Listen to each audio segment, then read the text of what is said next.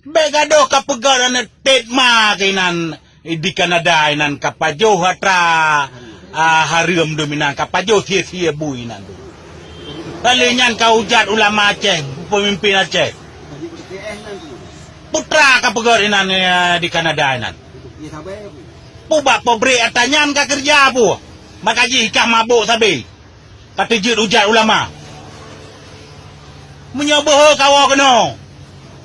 Munya kawa kena golong katren motor, golong katren Honda, golong katren kapai.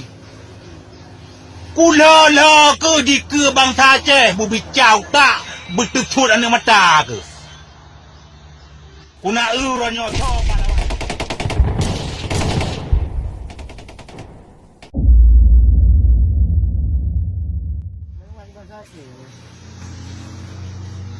Hai. Hai. Hoi.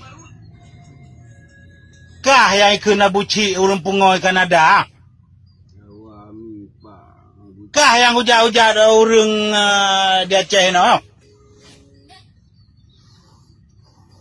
Pekan kah anak pre-pre kah hujat bangsa Aceh le? Putra perleka ronyo. Tokah ronyo. Bawa penengan mau tak ke keluarga aku aco. Nyobehkah kawa kena nang ro. Kawa kena nang ro. Ka bicah tak ku leloi lapangan naik ke bang Aceh. Begado kapagaran na tetma kainan di Kanada inan kapajo hatra harium dominan kapajo sia-sia bui nan. Palingan kau hujat ulama Aceh, pemimpin Aceh. Putra kapagaran inan di Kanada inan. Pubak pobri atanyan ka kerja bu. Makaji kah mabuk sabi. Kata jut hujat ulama. Menyoboh kawa kena. Munya kawa kena golong katren motor, golong katren Honda, golong katren kapai.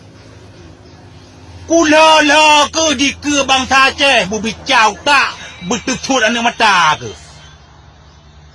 Kuna ronyo to pahlawan Aceh. Tetma perle viral draw ronyo ba YouTube ba Facebook ba nyo ba je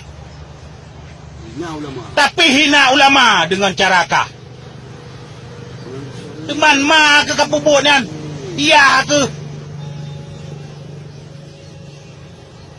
darah ke kujib menyokawa kena wace merempah mendong ronyo. Kamu tum-tum, kamu gedum-gedum laule tu batakan laut video kah?